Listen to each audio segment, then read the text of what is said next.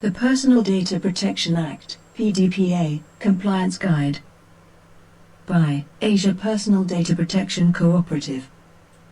Please visit our website at pdpc.asia. The Personal Data Protection Act, PDPA, is a mandatory legal act which requires organization to appoint a person to take charge of the Personal Data Protection Act compliance implementation. The PDPA basically provides guidelines which are known as obligations in which organization needs to put in place in the organization's processes that have personal data flowing through them. In the diagram on the right, you can see the various obligations are placed on top. Any organization needs to have a system put in place with the three aspects integrated: people, process, and policy.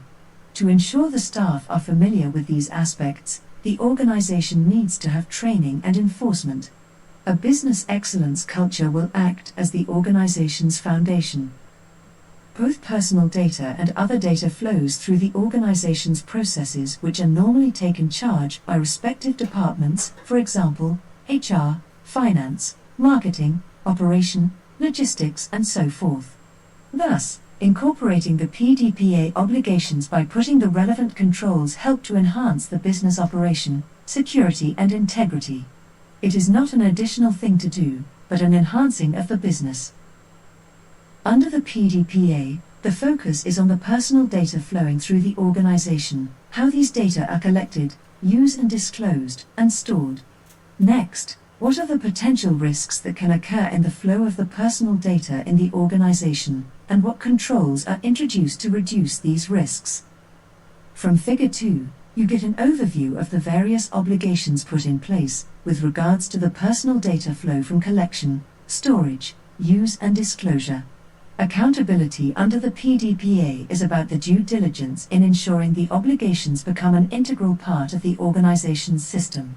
Introducing relevant controls to mitigate the risks is an important objective of the organization operational enhancement and PDPA compliance. In Figure 3, we can see that it is not practical to engage in outsourced DPO because the DPO needs to be available daily with access to the organization's operation processes personnel so as to ensure operational excellence in the protection of the personal data flowing through the organization processes. It is good to engage a consultant to coach the DPO or DPOs and data handlers through the PDPA journey so that they become familiar and able to see the importance, but it is impractical to have an external party as the appointed DPO because it makes no operational sense.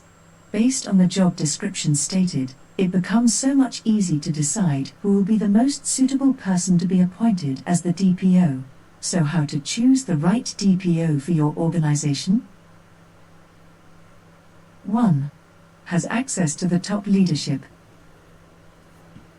Able to communicate directly with the top leadership. Since it is a legal act and there is a serious penalty for breach, the person must have access to the top leadership who will be taking responsibility for any breach occurs.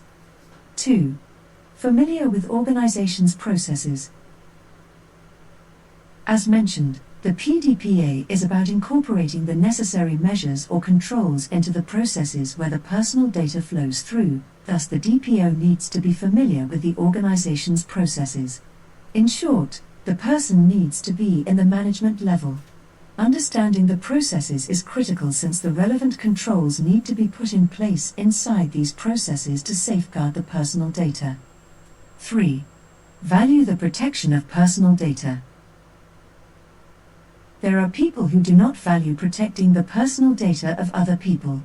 One consultant basically says all his friends and clients know him very well and does not mind he releases their personal data to others. Such people basically do not value the protection of personal data, thus they are not suitable to take charge of ensuring the compliance of the PDPA. What's next? Once the right person is selected and appointed, that person will need to be empowered to carry out his duty, and this involves release the right resources to him or her to better execute this responsibility.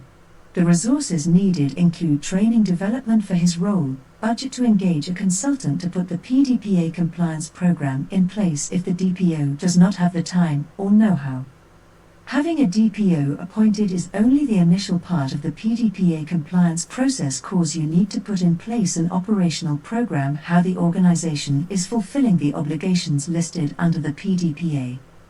This operational program is known as the Data Protection Management Program, Dpmp, which is a documentation of the program, professionally designed and planned, taking into consideration the organization's personal data flow in the various processes and incorporating the obligations into these processes to better safeguard the personal data. So what does the Dpmp needs to have? PDPC has put together a Dpmp guidebook which shows an overview of the plan that needs to be documented, which involves people, process, and policy. Other relevant tools will also need to be developed to ensure operational excellence, and this includes registers, logs, timetable, plans, etc.